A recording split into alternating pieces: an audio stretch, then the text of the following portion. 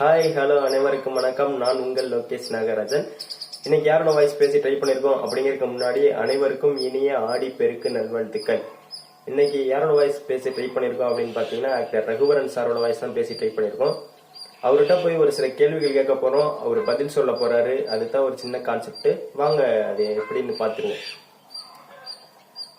வணக்கம் சார்.